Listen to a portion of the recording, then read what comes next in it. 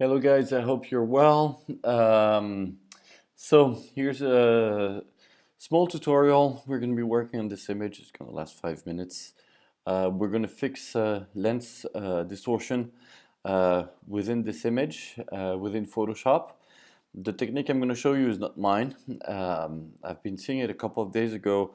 Trey Ratcliff doing some critique, and some guy posted a similar panel that was done with wide-angle lens, and Trey pointed out that the problem with wide-angle lens is that basically it distorts the image on the top, it makes it bigger, and on the bottom part, whereas the center of attention, which is the buildings here, the lens make them very small.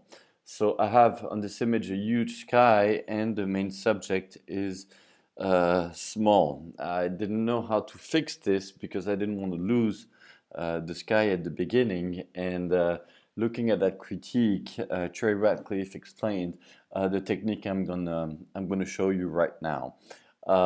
So let's get to it. First of all, well, I'm sorry, my Photoshop is in French. Um, Complicated to turn Photoshop into another language. And since I'm out of home right now, I don't want to wrap my head against around this point. But we're going to use very easy tools that I think everybody at this stage knows. We're just gonna use the transform. We're gonna extend the canvas size. We're gonna use the free transform tool to stretch the image up and down, and then we're gonna use the rectangular marquee to unstretch the parts that have been distorted. Bear in mind, this is not a real entire image. The lower part has been created within Photoshop, so most of the lens distortion on my image is on the top. So I'm probably not going to touch that much the lower parts, but when you have a real image, you will have the same problem on the top and on the bottom. So let's get starting. First of all, I'm going to duplicate my layer, Command J. So I'm going to work on that new layer. Then what we're going to do is we're going to increase the canvas size. So we go to Image, Increase Canvas Size, as everybody can read it. um, so here you have the dialog box. So this is the width, this is the height. I'm going to put it in percentages, okay? And I'm going to increase the height of the canvas 120%. The position is in the center, so it's going to expand up and down. This is exactly what I want. Now, just one digressions. I think 20% works, but you really have to maybe do some tryout with 15, 25, 30%, depending on the image and the results you want to get, no? But I'm going to try out with 20%. Anyway, you can get the idea and adjust to your um, to your images. So I'm going to press OK here. So what I have is that the canvas has extended up 10% and bottom 10%. So what we want to do right now is to stretch this image. So to do that, I'm going to call the free transform tool. So it's Command NT or Control T on the PC. Just grab that little box and stretch the image. I'm going to press Enter for the modification to take effect, and here's how it was. Here's how it is today. So the buildings are bigger. This is the effect I wanted. I wanted them to take more space, more room into my composition. But what we have to do now is that we have to reduce the upper parts and maybe a little bit of the lower part. So let's get to it. I'm going to start with the upper parts. I'm going to select my rectangular marquee. I'm going to do rectangular marquee. I'm going to go out just to make sure every pixel is selected. Now that I have this, I'm just going to free transform that rectangular marquee, Command T, and instead of stretching it, I'm going to reduce it again. And I'm going to use the layer that's under to mark it. Okay. Here we are.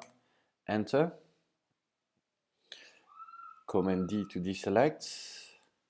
So now we're starting to have something that's a little more into shape here. I'm going to reduce a bit of the bottom, but not much also, because I'd like to have the horizon to basically 1/3. So I'm going to do the same thing, rectangular marquee, select this, but select much less.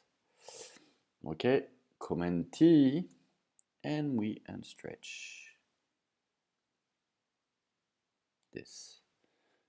Perfect. Enter. Command D to deselect. So we're having something that's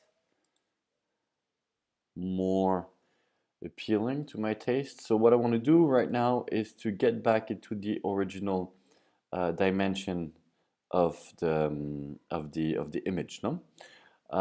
So to do that, I'm just gonna try to align the bottom of each image. I'm gonna reduce the opacity so that I can see here in the lower part where there's too much, no? So I'm gonna, with the arrow key, just move the top layer and align it with the lower one. Here we are. Okay, I'm gonna put back the opacity to maximum, and then I'm just gonna reduce a little more of the upper part of the image to snap to the layer beneath. So again, rectangular marquee. Okay, I'm trying to select most of it. Just to it's clouds, so I mean you wouldn't see it, but I'd like to get the proportions right. No, Command T. Okay, and again here. Looks like we're there. Press Enter. Command D. And voila! Here's our image. Here's how it was. Here's how it is. So basically the sky is quite the same, but what happened is that we just stretched the buildings, no? So the buildings are more in proportion with the rest of the image, and I think the image is much more natural, much better. No, my subject is in the right place. The last thing to do is to crop. Okay, I don't like the crop tool of Photoshop, but I usually like to do that in Lightroom, but in this case I have no white line, and here's our image with the center that's been stretched 20%.